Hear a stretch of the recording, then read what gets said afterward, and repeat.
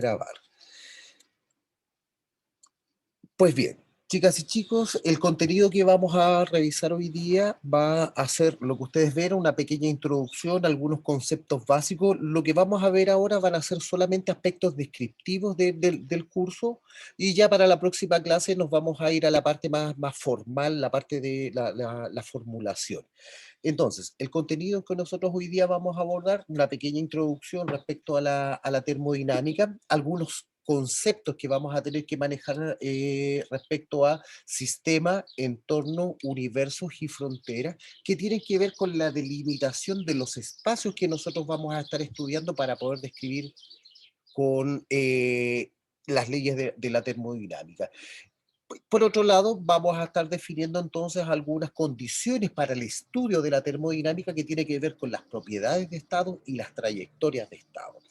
Ahora bien, si nosotros partimos estudiando la termodinámica, inmediatamente nosotros nos vamos a estar refiriéndonos a un área del conocimiento que conocemos como la físico-química, y que tiene que ver con los estudios de los principios físicos que gobiernan las propiedades y el comportamiento de los sistemas químicos. Ese es nuestro objetivo y eso es lo que nosotros vamos a estar analizando siempre dentro de esta perspectiva. Cuando nosotros observamos un sistema químico y lo vamos a estudiar, lo único que nosotros podemos observar de manera directa es el comportamiento macroscópico. Si queremos llegar a un conocimiento un poco más detallado, podemos ir entonces a estudiar el sistema desde el punto de vista microscópico. Y para eso ya tenemos que estar utilizando instrumentación. Por lo tanto, ¿qué es lo que vamos a estar haciendo nosotros? Describir el comportamiento de los sistemas utilizando, por un lado, sus características macroscópicas, que son las que podemos ver desde manera visual directamente, o esas características microscópicas que ya nosotros podemos observar a través de instrumentación. Todo con el objetivo de ir a comprender eh, y poder explicar de mejor manera el comportamiento molecular de la materia. Vamos a hacer entonces las asociaciones respecto a las observaciones desde el punto de vista microscópico y macroscópico, y vamos a entonces a analizar ese tipo de comportamientos para poder tener esta descripción de la realidad. Entonces, nos encontramos entonces en este punto, en el punto de la termodinámica, pero ¿cómo se complementa el estudio termodinámico de los sistemas? Podemos abordarlo en el área de la físico-química desde diferentes partes. Una de ellas tiene que ver, por ejemplo, con que la termodinámica, las transferencias de calor y energía de los sistemas, que la estudiamos acá, nosotros le podemos hacer un seguimiento desde el punto de vista cinético. ¿Qué significa desde el punto de vista cinético? Que ese comportamiento de transferencias de energía, de expansión o compresión de los gases, si nosotros consideramos cuánto tiempo se demora en llevar a cabo ese sistema, nosotros vamos a estar describiendo entonces la termodinámica desde el punto de vista cinético. Eso se transforma en un curso completo que es el curso que nosotros conocemos como cinética y que lo más probable es que puedan ustedes abordarlo el próximo semestre, complementado con otra área que es la electroquímica. Entonces, analizamos la termodinámica desde el punto de vista cinético, es decir, cuánto tiempo demora en llevarse a cabo este proceso, pero inmediatamente nosotros tenemos que tener en cuenta de que el comportamiento mecánico de esa materia, cuando lo analizamos desde el punto de vista de la cantidad de átomos o moléculas, inmediatamente se nos viene a la mente el número de Avogadro, es decir, una cantidad de átomos y moléculas gigantesca, que la única manera de abordarlo y poder entender su comportamiento para poder considerar todos los átomos y moléculas, tiene que ser desde el punto de vista estadístico. Y como estamos hablando de mecánica, trabajo mecánico, comportamiento mecánico, entonces nosotros lo describimos dentro de la mecánica estadística. Y muchas veces la mecánica estadística está englobada dentro de un curso para estudiantes de posgrado referidos al área de la química. Entonces, como decía, tenemos dos componentes, estudiamos a través del tiempo y luego estudiamos estadísticamente los sistemas atómicos y moleculares. Pero lo más entretenido de todo, y una de las cosas que a mí me gusta muchísimo, no lo practico, no lo estudio directamente, pero sí entiendo mucha de su lógica, tiene que ver con que cuando nosotros hacemos el seguimiento de los modelos atómicos, inmediatamente vamos a llegar a lo más profundo de los átomos y es la descripción mecánico-cuántica de los átomos y moléculas. Y para eso tenemos la ecuación de Schrödinger y toda esta parte de mecánica cuántica que la vieron ustedes en química general. Por lo tanto, ahora tomamos todo ese conocimiento de fórmulas matemáticas, lo llevamos a comprender el comportamiento químico de un proceso, entonces de esa manera lo estudiamos también en un curso específico, la química cuántica o la mecánica cuántica. Todos estos elementos, tanto desde el punto de vista de la cinética, la mecánica estadística y la química cuántica, pueden ser utilizados para poder describir el comportamiento termodinámico de los sistemas. Esa es una de las cosas más entretenidas. Es decir, nosotros nos vamos a ir a abordar, en este caso, solamente la termodinámica con sus leyes generales y finalizamos con los conceptos de equilibrio y potenciales químicos. Sin embargo, como decía, en los cursos más avanzados ustedes van a ir abordando de manera más específica el mismo comportamiento termodinámico, pero considerando cinética, mecánica estadística y química cuántica. Eh, lo más importante de esta parte de los contenidos tiene que ver con la frase final, que dice: los principios de la química física constituyen un marco de referencia para todas las ramas de la química.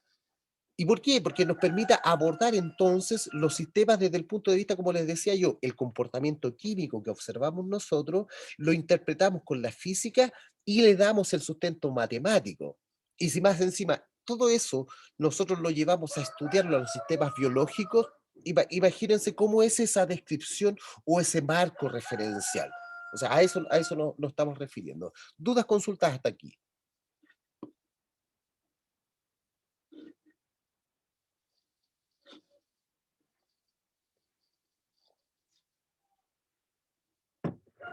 Perfecto. Ahora, la termodinámica como área del conocimiento tiene muchas aplicaciones en la vida diaria. Les decía yo que, por ejemplo, cuando los ingenieros químicos toman estos conceptos de la termodinámica, por ejemplo, si es un ingeniero químico que trabaja en una minera generando barras de acero, acero inoxidable y cada una de ellas de estos tipos de materiales, entonces ellos tienen que tener claridad acerca de las composiciones que van a estar equilibradas en una mezcla de reacción. Y de esa manera, entonces, teniendo claridad acerca de las composiciones, utilizando entonces calores, energías y compactaciones, entonces ellos inmediatamente tienen la termodinámica incluida entonces dentro de su proceso de formación. Me ha tocado hacerle clases a algunos ingenieros y terminan con dolores de cabeza por estas materias. ¿Y por qué? Porque el enfoque hacia las ingenierías tiene que ver con una componente mucho más fuerte matemática. Y aquí le establezco inmediatamente las diferencias. Para los ingenieros, muchas veces no solo las carreras de ingeniería, ingenierías químicas, estas como más duras en términos numéricos, nosotros muchas veces lo que hacemos es enfocar los cursos y hacer mucho desarrollo matemático. Para las carreras, como les decía, mucho más hacia las áreas biológicas, el concepto ya no es un tratamiento matemático tan fuerte, sino que es una asociación mucho más cercana al comportamiento de los sistemas biológicos. Y ahí es donde hacemos el enfoque. Ahora, por otro lado, como decía, en cada una de estas áreas, nosotros, ¿qué es lo que podemos hacer? Estudiar cuánto tiempo demoran en llevarse a cabo las transformaciones y podemos abordarla incluso desde el punto de vista del punto de vista cinético para poder determinar los tiempos de formación de productos. Eh, Y por otro lado, en la medida en que yo conozca, aunque nosotros conozcamos el comportamiento de la materia en condiciones de temperatura, presión y varias características que vamos a describir más adelante, entonces a nosotros nos va a permitir poder programar esquemas de trabajo utilizando propiedades físicas y propiedades químicas para poder llegar a un resultado final, por ejemplo, en las destilaciones de los derivados del petróleo. Nosotros sabemos que hay mezclas de combustible y si utilizamos técnicas de destilación, en la medida en que yo conozca puntos de ebullición, puedo fijar experimentos para separar por ebullición y es lo que ustedes conocen como las famosas destilaciones fraccionadas. Y lo podemos hacer entendiendo entonces cuáles son las variables que tenemos que manejar. Y por otro lado, como les decía, si es que yo tengo estas combinaciones de elementos, puedo entender entonces eh, combinaciones de materiales para poder saber las combinaciones, por ejemplo, de una roca que tiene miles de millones de años y de esa manera la geoquímica entonces le va a servir a los geoarqueólogos para poder entender entonces cómo se forman los diferentes estratos de las capas de la Tierra. Y de hecho, como decía, analizamos solamente a través de la composición química de los minerales su proceso evolutivo entonces en el desarrollo de las capas terrestres. Eh, Dentro de las cosas importantes que nosotros destacamos es que cuando nos vamos específicamente a la termodinámica clásica, lo más importante tiene que ver con esto, con las propiedades del sistema macroscópico en equilibrio. Sea, si queremos ver termodinámicamente y clásicamente un sistema, inmediatamente nosotros nos vamos a ir a eso, el estudio de estas propiedades.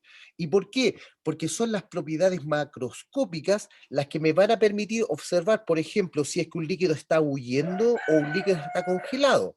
Es la visión macroscópica y que más encima nosotros lo podemos ver durante mucho tiempo, es decir, durante un tiempo determinado podemos ver que el hielo no se derrite o que el hielo se está derritiendo, entonces nosotros vemos en esas condiciones cómo se está afectando el equilibrio. Si nosotros vemos los cubos de hielo adentro del refrigerador, estos van a permanecer en ese equilibrio hasta que los saquemos de ahí y les cambiemos la temperatura. Ahora, cuando nosotros introducimos entonces para este comportamiento de la materia en sus sistemas de equilibrio macroscópico, comenzamos a definir y comenzamos a aplicar conceptos como calor, trabajo, energía, y estos conceptos, cuando son aplicados a la materia en ese estado de equilibrio, van a provocar transformaciones o cambios que van a llevar a que el sistema o la, hablamos de sistema específicamente, que estamos estudiando, por ejemplo, un cubo de hielo, nosotros vamos a definir su estado termodinámico de ese sistema cuando el hielo está dentro del refrigerador y vamos a definir otro estado termodinámico cuando está fuera del refrigerador. ¿Y por qué? Porque en el estado termodinámico dentro y fuera del refrigerador tenemos una diferencia muy grande que tiene que ver con el control de la temperatura, es decir, un parámetro observable. La temperatura dentro del refrigerador la sigo con un termómetro, fuera del refrigerador, misma historia. Ahora, vamos a ver específicamente entonces en una de estas ramas de la físico-química el equilibrio como tal, viendo este proceso de transformación y cómo nosotros determinamos variables. Ya. Vamos a ir definiendo una por una las variables y vamos a definir cuáles son variables termodinámicas y cuáles no son variables termodinámicas. ¿Ya? Y eso lo vamos a avanzar en un par de diapositivas positivas más. Vamos a definir entonces la función termodinámica. Igual que en las matemáticas decimos que el comportamiento de un sistema o de una ecuación, es decir, I, depende de un conjunto de variables, Z, X, P y todas las demás. Entonces, cuando nosotros hablamos de que hay una variable que depende de las otras variables, nosotros hablamos entonces podemos describir el comportamiento de un sistema a través de una función. ¿Y ustedes han escuchado la función de estado?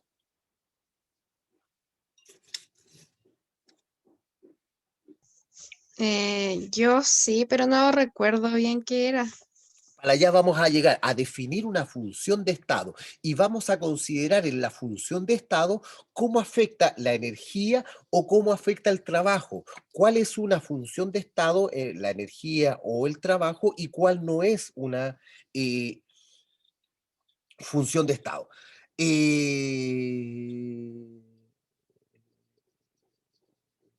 entonces, ahora,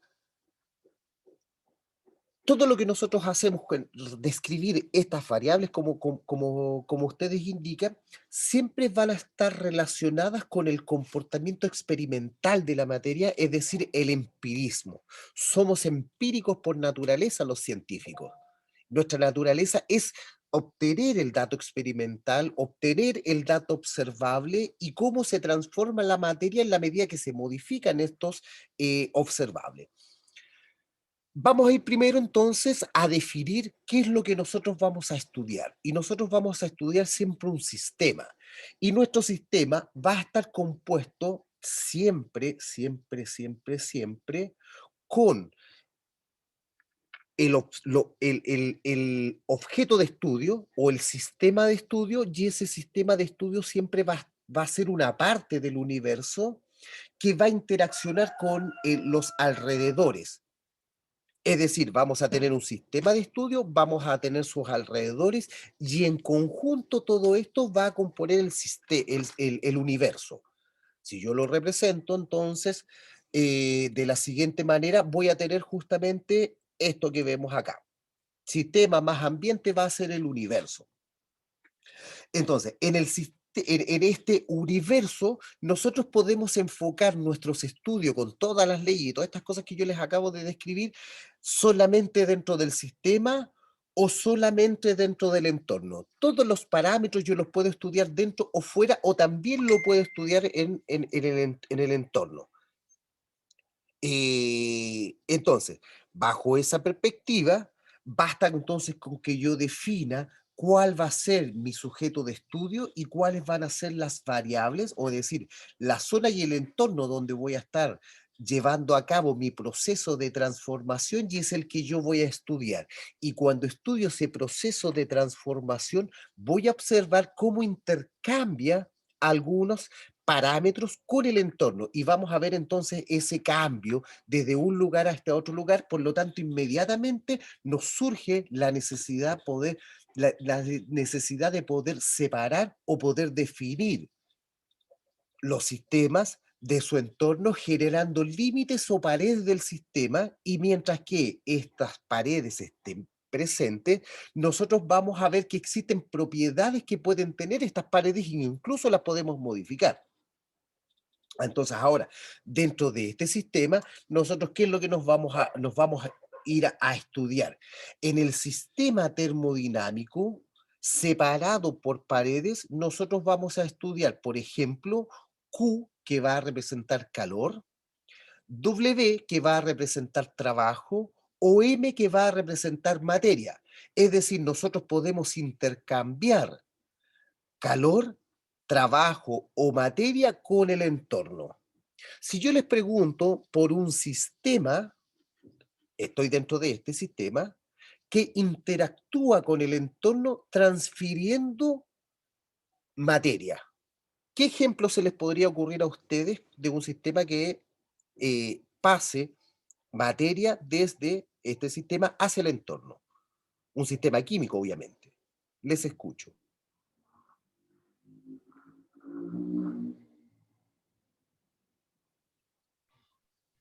Una combustión.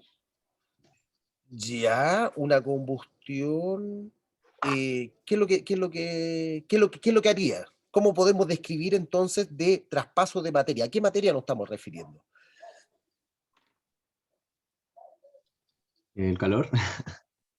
Estamos hablando solamente de materia. ¿Cómo podemos Ya. traspasar materia desde el sistema al entorno?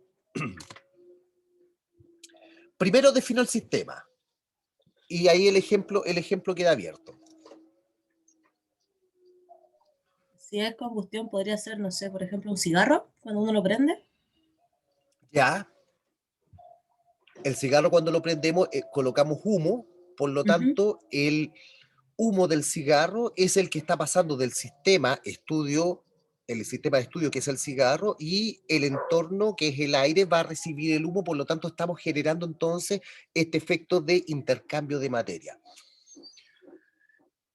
El PPT de la clase ya está a disposición en un curso y finalizada la clase descargo el video y lo subo inmediatamente. Cuando se me olvida o sufro algún problema técnico, ustedes me lo recuerdan por favor y me hacen me recuerdan que lo suba. Como les decía, el PPT ya está incluido. Efectivamente, como decía, el caso del cigarro es un ejemplo de ellos. Otro ejemplo de ello es, por ejemplo, cuando, por ejemplo, hago sopa y se me olvida apagar la sopa. ¿Qué es lo que va a pasar? Que la olla va a terminar seca si la dejo un par de horas ahí. ¿Qué es lo que hicimos? Tomar todo el agua que está dentro del sistema, la olla, y que al calentarla se produce la evaporación, entonces estamos traspasando agua en estado gaseoso que la formamos en el líquido y la traspasamos. Entonces estamos generando un traspaso de materia. Suele suceder. El otro día una prima que está estudiando química se le ocurrió limpiar, sacarle el sarro a la tetera y compró un líquido, se lo echó y no le avisó a la mamá que le había echado ese líquido. Todavía nos estamos preguntando si quería o no quedarse sin madre. Así que hasta el día de hoy la molestamos. Bueno, la madre quedó con toda la boca quemada producto de esas cosas. Entonces nosotros decimos, les preguntamos, ¿cuándo fue que pelearon? A ver si es que hay algún efecto por ahí o alguna consecuencia. Pero no, estaban de amigas. Pero como les decía, tiene que ver con eso, con que de hecho, ahí es donde sí, el binario, ¿qué es lo que hacemos nosotros? Y esto es sumamente entretenido porque si ustedes se dan cuenta, el mismo ejemplo de sistema que nos permite traspasar materia a otro sistema y nosotros incluso lo podemos analizar con el cambio de estado. Cuando hacemos hervir la tetera, tenemos un conjunto de sales disueltas, hacemos hervir agua, sacamos materia desde la tetera, inmediatamente la pérdida de agua genera una concentración o un aumento en la concentración de la sal, es lo que hace que se precipite la sal, que en este caso es carbonato de calcio. Y justamente, como decía, utilizamos Coca-Cola, vinagre, yo a veces utilizo unas gotitas de ácido clorhídrico, en fin, toda aquella sustancia ácida, dado que estamos hablando de carbonato de calcio, un poco de ácido al carbonato y ¡fum! Para afuera.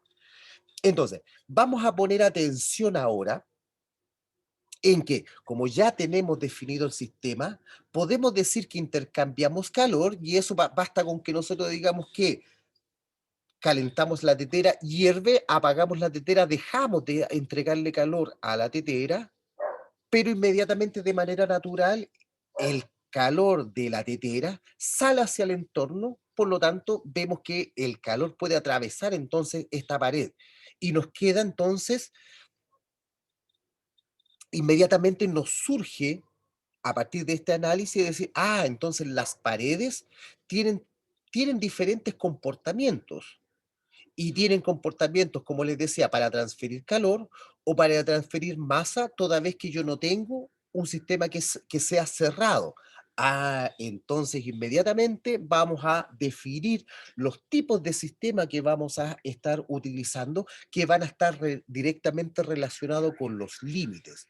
¿Cuáles son los límites que me permiten definir un sistema y describir ese sistema? ¿Y cuáles son las interacciones que éste va a tener con el entorno? Vamos a hablar de un sistema aislado, un sistema cerrado y un sistema abierto. El sistema abierto es obvio, o sea, podemos intercambiar materia sin ningún problema. Es decir, por ejemplo, un vaso precipitado en un mechero que lo estamos calentando, sin ningún problema. Si estamos hablando de un sistema cerrado, ¿qué es lo que podemos hacer en el sistema cerrado? Intercambiar solamente energía. Y en un sistema aislado no podemos intercambiar eh, ni energía ni materia. A ver, háblenme de un sistema cerrado donde solamente podamos intercambiar energía. ¿Una estufa? Está abierto. ¿Por qué? Porque el Ah, calor se entrega hacia... no hay barrera de mm. contención del calor. Ya, sí, tienes razón. Un termo de la comida, me dicen por acá por el chat. ¿Sería cerrado o aislado el termo de la comida? Y si es chino, se le va a salir el calor, ¿o no? Depende de la marca, efectivamente. Bueno, aquí justamente este ejemplo es muy bueno. De hecho, en el sistema aislado completamente, nosotros, o el aislamiento térmico máximo o el aislamiento máximo, nosotros lo podríamos alcanzar con unos sistemas que conocemos como los DIWA. Los DIWA es un dispositivo que está aislado completamente y que permite mantener el calor y que no haya intercambios de calor con el entorno. Y por ejemplo, uno de estos DIWA más famosos o más comunes son los sistemas que utilizan para poder congelar las células madres, que hoy día es una tendencia. No me acuerdo cómo se escribe DIWA. A ver, déjeme googlearlo inmediatamente. Di- DIWA.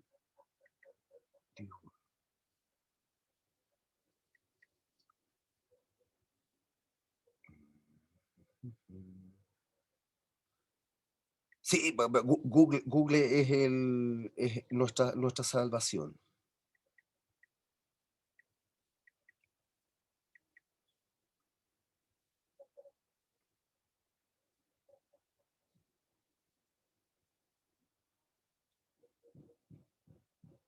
Ah, ah. Di- oh, no.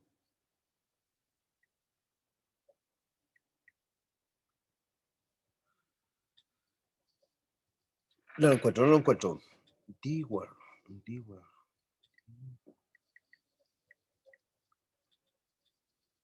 Ah,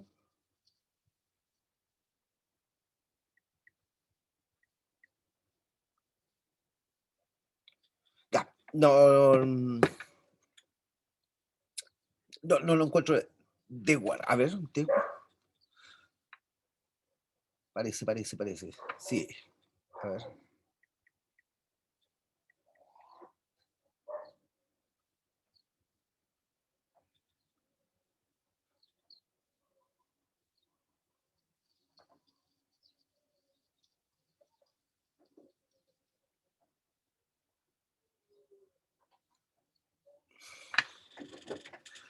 Murphy, ya se me quedó pegado el internet justo ahora que ando buscando la información, pero no importa, ya va a aparecer. Entonces, estos sistemas DIWAR, como les decía, nos permiten que no haya intercambio ni de materia ni de calor. Entonces, bajo esas condiciones, nosotros, ¿qué es lo que estamos esperando? En que podamos tener un sistema completamente confinado, que pueda ser estudiado entonces bajo esas características de aislamiento completo del entorno. Ahora, eh, cuando nosotros tenemos un sistema que es cerrado, completamente, solamente vamos a poder transferir calor. Y en esa transferencia de calor, podemos imaginar, por ejemplo, qué sistema nos permite intercambiar calor, pero no intercambiar materia. A ver, vamos a ir entonces, el guatero, perfecto, una lata de cerveza, y es que no es que me guste la cerveza, pero una lata de cerveza, como decía, tiene un material que nos permite enfriarla y dejarla transpiradita. Un huevo duro, efectivamente. Entonces, se dan cuenta de que podemos asociar diferentes sistemas. Ahora, dentro de las cosas importantes, una olla a presión, perfecto, justamente WR, DWARS o DWARS. Como decía, son sistemas que tienen la particularidad que están construidos con sistemas aislantes que evitan entonces la transferencia de calor. Y aquí inmediatamente cuando les hablo acerca del sistema aislante, inmediatamente se nos abre un mundo que es el mundo de los materiales aislantes. Y para eso hay líneas de investigación que están, pero específicamente dirigidas hacia esos estudios.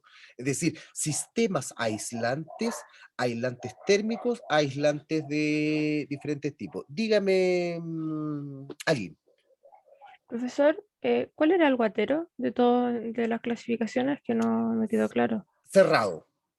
Ah, ya. ¿Por qué? Gracias.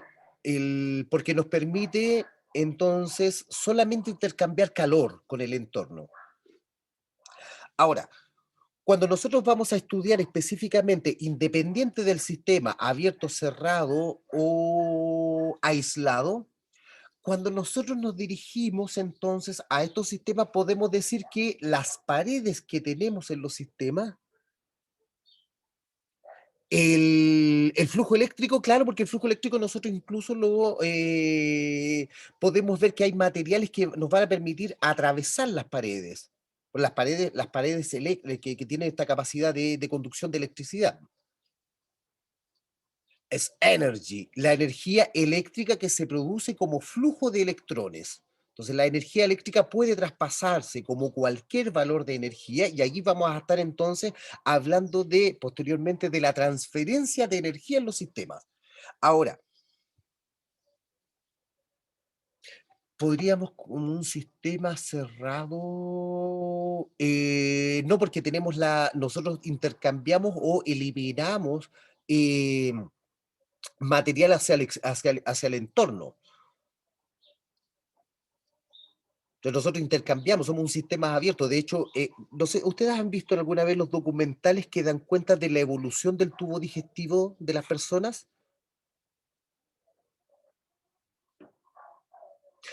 Exacto, exacto. También liberamos sudor, liberamos gases por los gases que se acumulan en el estómago, se pueden liberar por diferentes vías. Entonces, como decía, somos un sistema abierto. Las lágrimas, efectivamente.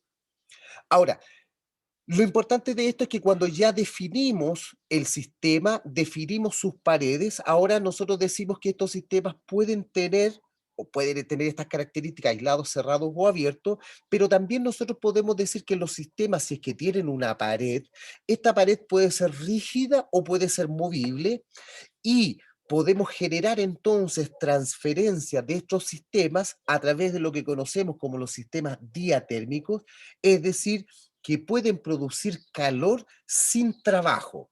Cuando nosotros producimos trabajo, lo vamos a ir a definir si no me equivoco, en la próxima clase vamos a ir a definir específicamente entonces el trabajo.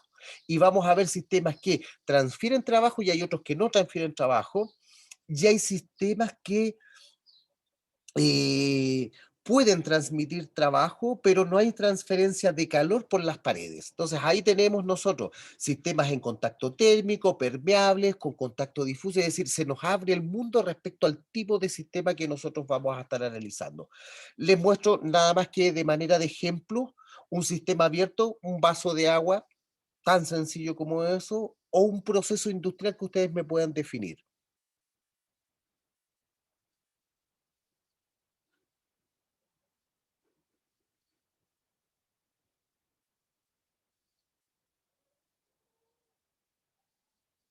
Ya, vamos a llegar entonces a los ejemplos de diatérmico, un sistema diatérmico. El sistema diatérmico dijimos que era transferencia de calor sin trabajo y aquí el ejemplo que ustedes tienen es el de la olla a presión. Una olla a presión que cuando nosotros le transferimos calor, como está cerrada completamente, la única posibilidad que tiene ese sistema de generar un trabajo es cuando la fuerza interior de la presión es capaz de levantar el pituto o la válvula de escape de la presión.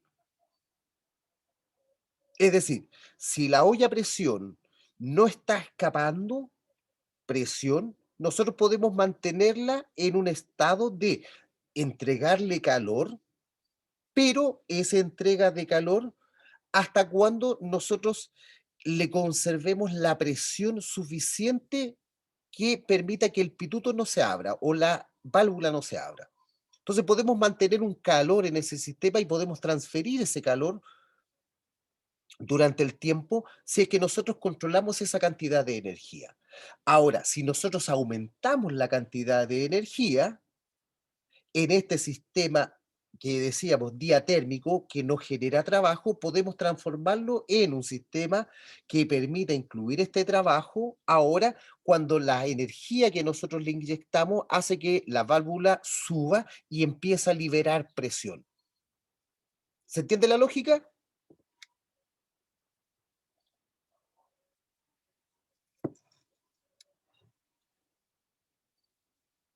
Profe, Dígame.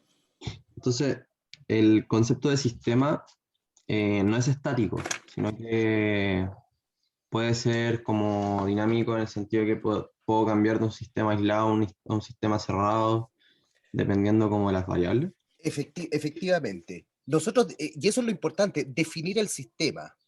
Cuando nosotros hablamos que el sistema está, por eso nosotros decimos está en un equilibrio y ese equilibrio lo llamamos equilibrio dinámico, porque entendemos que los átomos y moléculas están siempre en constante movimiento y en constante transformación dentro de los sistemas. Ya Y profe, por eso hablamos de un equilibrio dinámico o termodinámico. ¿Por qué? Porque ahora incluimos calor a esa dinámica. ¿Se entiende? se entiende. Entonces, ahora, cuando nosotros hablamos de un sistema aislado, inmediatamente definimos per se que el sistema no intercambia ni energía, ni intercambia material, ni trabajo con el entorno. Es decir, lo que decía el DIWAR. Metemos un compuesto dentro del DIWAR en un recipiente cerrado y desde ahí lo podemos dejar durante durante mucho tiempo, que es, por ejemplo, si hablamos de miles de años, estamos hablando de la ¿cuánto se llama esto de conservación? Como le pasó a Han Solo en la película, que lo conservaron congelado, ¿ya? Entonces, la criptoconserva, criocongelación. Entonces, ahí nosotros podemos llegar entonces a decir, si queremos conservar un cuerpo a través de miles de años, entonces lo que tenemos que hacer es que el sistema sea completamente aislado, que no intercambie ni siquiera una gota de calor ni una gota de materia con el entorno. Cuando nos vamos al sistema adiabático, entonces lo que estamos haciendo es describir que ese sistema no intercambia calor con las paredes. Pero fíjense en las condiciones que las que estoy haciendo.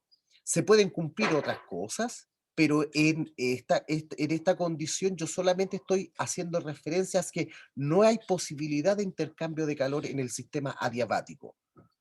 Puede ser un sistema cerrado, con paredes que aíslen o con paredes que transfieran energía. Entonces ahí, como les decía, ¿se dan cuenta las diferencias sutiles que hay entre una definición u otra?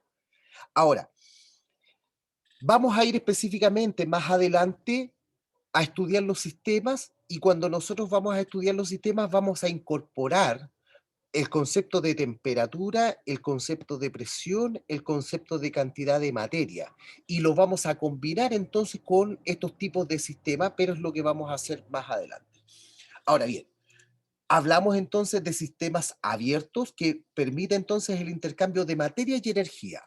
Hablamos del sistema cerrado cuando intercambiamos energía pero no materia. Y aquí, como les decía, la lata de bebida, la lata de cerveza o el ejemplo que ustedes quieran, lo podemos considerar. Ahora, en términos de ejemplos, yo les decía, un sistema abierto, si nosotros lo queremos ver como un sistema o un proceso de trabajo industrial, la utilización de los sistemas, la utilización de los sistemas abiertos, por ejemplo, es el mecanismo o los sistemas que utilizan para la producción de las sales de lirio. Chile es un exportador grande de lirio ¿Y de dónde sale el litio? El litio sale de las salmueras que provienen de las fuentes hidrotermales. Entonces los tipos, ¿qué es lo que hacen? Toman ese líquido que sale, lo depositan en grandes piscinas y solamente por efecto del sol se evapora el agua y nos dejan los costrones de sales de litio que después podemos refinar y podemos exportar como ejemplos industriales. En los sistemas cerrados, entonces, nosotros, ya que el ejemplo de las bebidas y la cerveza y todas estas componentes nos permiten entonces ver cómo ejemplificamos los sistemas cerrados donde no hay intercambio de materia y finalmente en los sistemas aislados, como les decía anteriormente, eh, nosotros vamos a considerar ejemplos como el termo, como les decía, dependiendo de la marca, vamos a ver si es que es más aislante o menos aislante. Si se dan cuenta que hay una cosa súper importante que tiene que ver con que en los sistemas cerrados pueden haber entonces intercambios o transformaciones de la materia y transferencias de energía, pero solamente dentro del sistema, sin el entorno. Lo mismo sucede en el entorno. Yo puedo tener materia y energía que se están transformando, pero eso no va a ir al interior de estos sistemas. Entonces ahora, como sistemas aislados, industriales, que nosotros podemos ver, el ejemplo que les daba de la conservación de las células madres u otros sistemas que están hoy día siendo aplicados, que es decir, aplicación pura de las ciencias en el entorno de la vida diaria.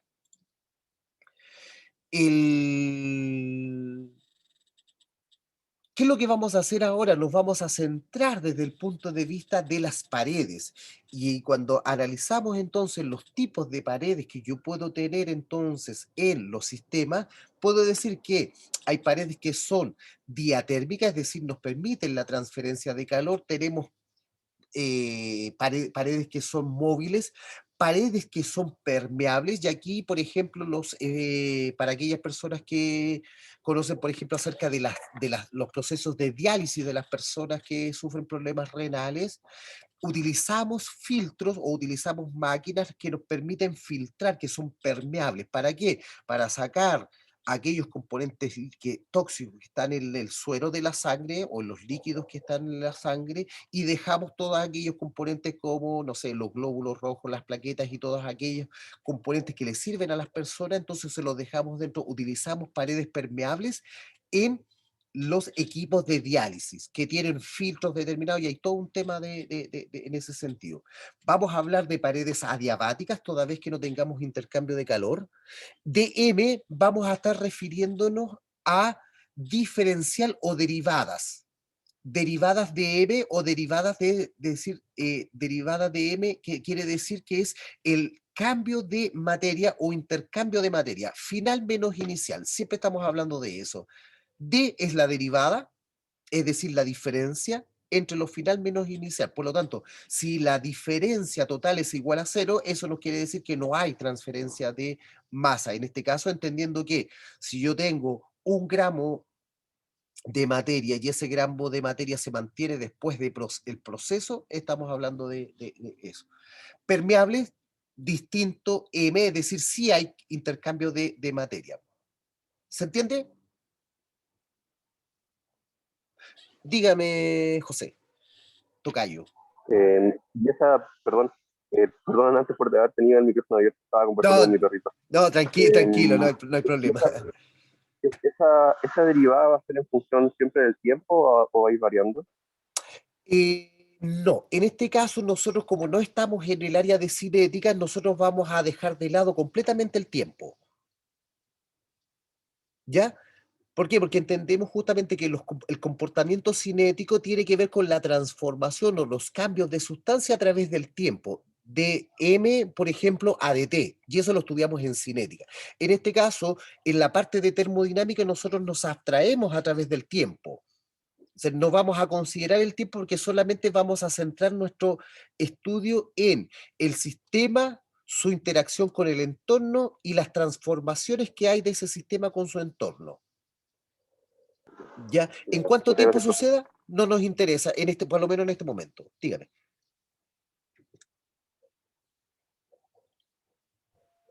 Era eso nomás, gracias. Perfecto. Ahora, sigo con mis descripciones. Q, estamos refiriéndonos a calor y W, como decía, a trabajo. Entonces, no hay intercambio de calor, no hay intercambio de trabajo y tenemos membranas permeables o impermeables que nos permiten transferir o no materia. Vamos a estar siempre entonces nosotros hablando de los equilibrios en los sistemas. Y en esos sistemas, en equilibrio de los sistemas, una bomba par, no me acuerdo de las bombas par. Por favor, descríbanme. ¿Cuáles son?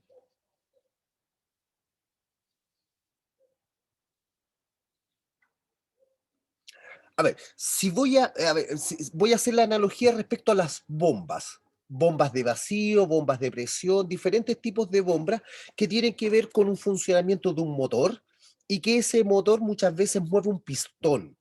Y ese pistón lo que hace es variar los volúmenes de un recipiente o aumentar la presión.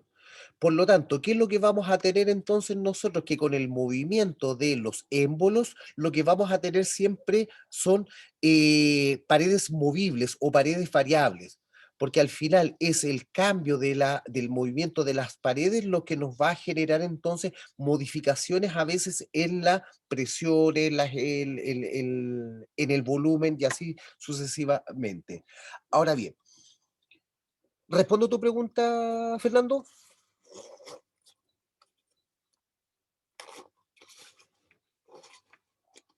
Perfecto. Eh, a ver, me quedan 5 diapositivas, pero que tiene que ver con un tema mucho más específico. Ustedes me dicen, ¿paramos 10 minutos o continúo hasta el final? Démosle. ¿Le damos? Ya. Entonces,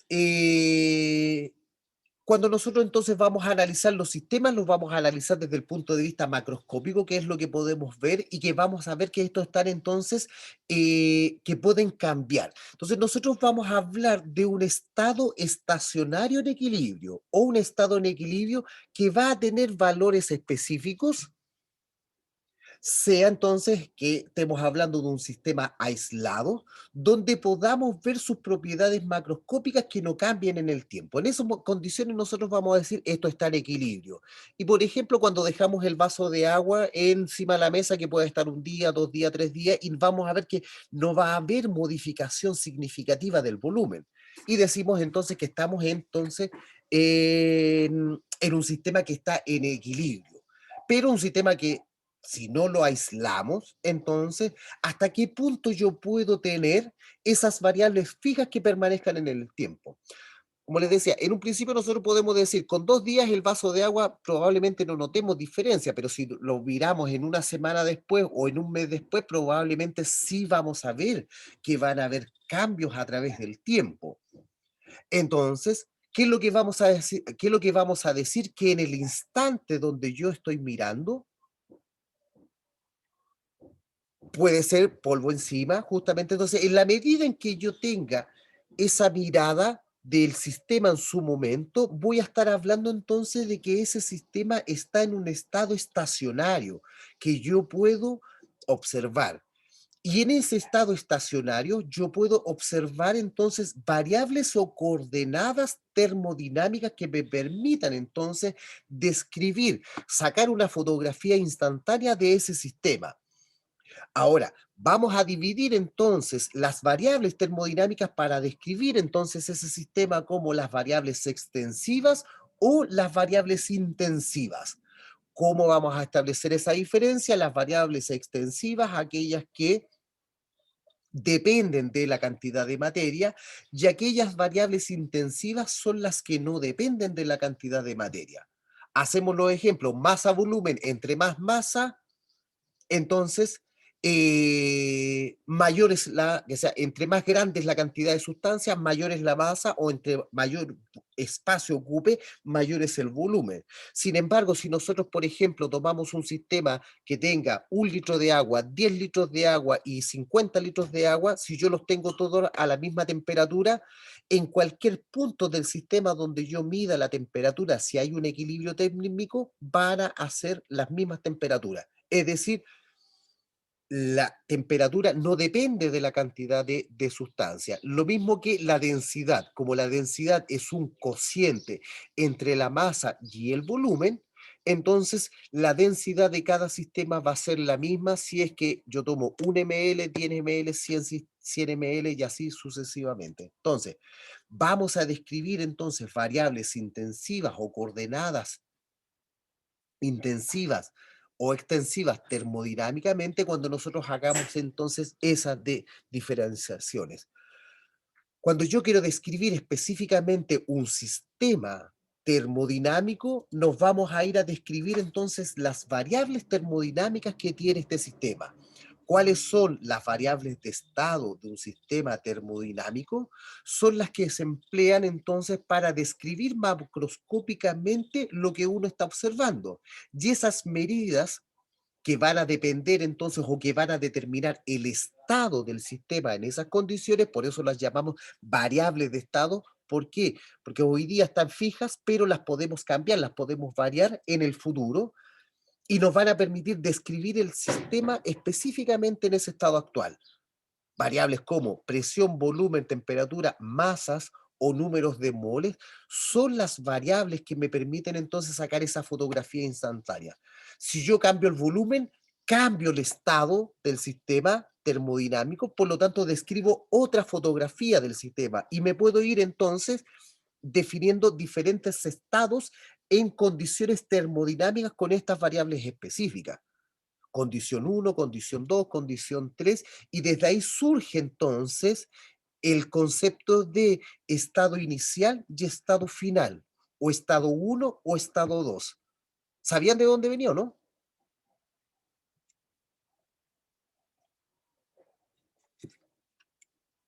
Ahora, ¿por qué decimos el estado 1 o estado inicial o estado final? Por la sencilla razón de que nosotros comenzamos a estudiar el sistema, pero probablemente no vamos a ver absolutamente nada de sus orígenes o de dónde partió esto. Solamente lo podemos ver en el aquí y ahora. Es decir, en el estado inicial, cuando yo comencé a medir o cuando yo comencé a observar. Y como no sé a dónde va a terminar finalmente, es decir, no conozco ni el inicio ni el fin, solamente conozco un espacio de tiempo, el espacio 1 y el espacio 2. ¿Por qué hacemos esta referencia? Porque, por ejemplo, si yo quiero medir específicamente la altura máxima de, por ejemplo, un volcán o una montaña, y esto es un tema sumamente real. Si yo quisiera medir la distancia real, tendría que partir desde el centro de la Tierra hasta la punta de la cumbre, cosa imposible de hacer. Por lo tanto, fijo un estado observable, y ese estado observable, por ejemplo, es el estado del nivel del mar. Y ustedes se dan cuenta que cada vez que analizamos las montañas o los tamaños de la montaña, estamos hablando de sobre el nivel del mar, mide tantos metros. Establecemos un parámetro de referencia porque como no conocemos esto que le describía de lo desconocido, entonces para poder intentar e interpretar, nosotros establecemos estados termodinámicos, lo que observamos inmediatamente, y fijamos desde ahí nuestros criterios de medición, es decir, las variables. ¿Entretenido, no? Entonces sabemos de dónde aparece el inicial y el final y el estado 1 y 2 de esta visión. Como no tenemos la visión completa de la realidad, nos vamos al espacio de estudio. Las funciones de estado, entonces, que yo les decía, nos van a permitir, entonces, describir un sistema con todas estas variables en un punto determinado en el espacio. Y vamos a ir abordando en el transcurso de este curso el uso de las variables para determinar el comportamiento de un sistema termodinámico. Y vamos a separar entonces las variables termodinámicas en variables mecánicas, térmicas y materiales, y sobre cada una de ellas vamos a aplicar entonces. En las variables mecánicas vamos a definir o vamos a utilizar las variables presión y volumen, en las térmicas solamente temperatura y en materiales la composición. Podemos utilizar diferentes simbologías, presión, volumen, temperatura para cada uno de ellos, y en composición material, y aquí esto sumamente claro, y ojo con esto que aquí yo lo tengo indicado solamente como fracción molar, pero la composición molar, que sea la composición material, ya sabemos que podemos utilizar unidades de concentración en porcentaje, molaridad, normalidad y así sucesivamente. Todas las unidades de concentración caben dentro de la categoría de las variables de composición y van a tener su simbología particular. Chicas y chicos, dudas, consultas. Profe, Profe, dale nomás. profe, Diga. ¿podría poner la última diapositiva un poquito? Oye, Gracias. ya. Preguntas. Profe, ¿existe algo en la naturaleza que no esté en equilibrio dinámico?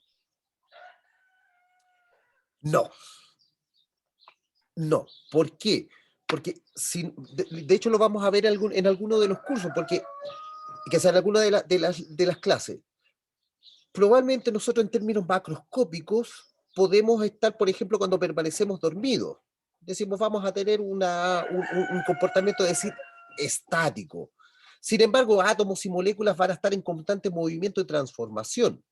Y desde aquí entonces donde viene lo que vamos a ver en la segunda parte, en la segunda parte del curso, que tiene que ver con el concepto de entropía. Y la entropía está directamente relacionado con el orden y desorden de los sistemas. Los sistemas están desordenados constantemente y ese desorden es directamente dependiente de la temperatura. Entonces, desde ahí nosotros decimos, ¿cuál es la temperatura mínima que los seres humanos hemos sido capaces de alcanzar a través de instrumentación? ¿Lo han averiguado eso, no? Bacán. Entonces, si no me equivoco, creo que son como menos 170 grados. Pero cuando nosotros estudiamos físico-química y en sus cursos de química o química cinética, o cualquiera de los cursos de química, no sé si a ustedes les ha sonado la escala de temperatura en Kelvin. ¿Les suena, cierto?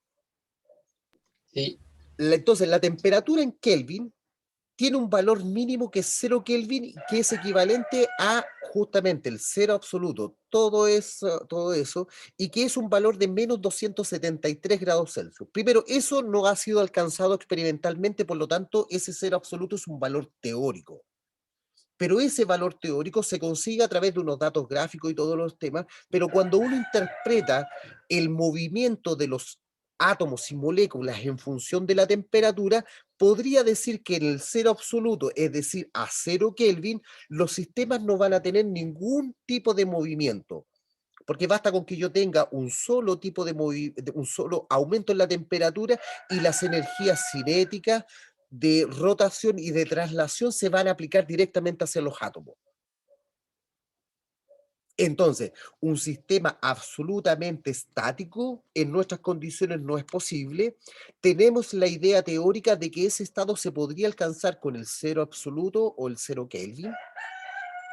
Sin embargo, es nada más que una descripción teórica. Podemos llegar a los mínimos de movimientos que tengan máxima perdurabilidad en el tiempo, por ejemplo, las rocas.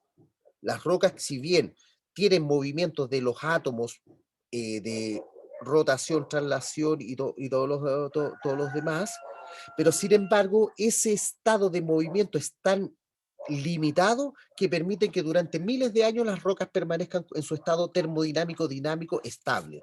¿Se entiende entonces la lógica? Sí, profe, se entiende. Perfecto. ¿Habían hecho otra pregunta?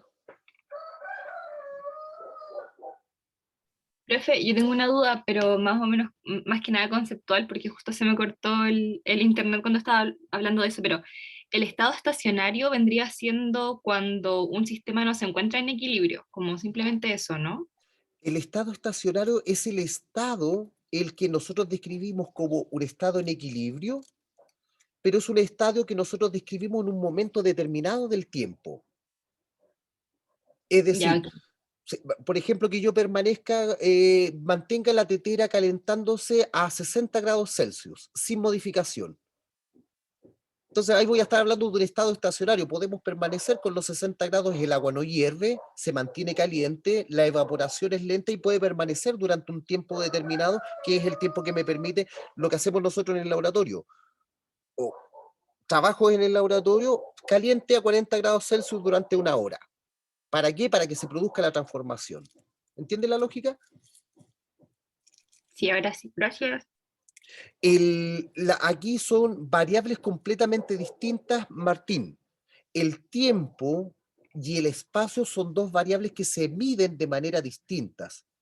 Por lo tanto, los sistemas, en teoría, podríamos tenerlos completamente detenidos durante un tiempo determinado, porque son variables que se miden y que se miden cosas completamente distintas y que no están conectadas. Y aquí la gran duda o las grandes teorías de los físicos, la relación espacio-tiempo, y que eso da para todo lo que ustedes pueden conocer respecto a ese estudio, el estudio de el tiempo y el espacio. Los físicos se dedican mucho más a eso, los químicos nos gustan más como diría yo, porque a mí me gusta mucho la química experimental, entonces me gusta más la cocinería, la sal, la pimienta y mezclémosle. Me gusta mucho más esa área. Más dudas, consultas.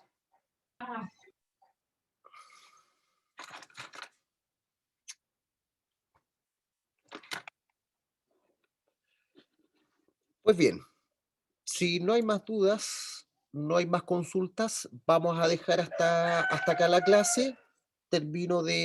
Cierro la clase, grabo el video y se lo subo inmediatamente al portal.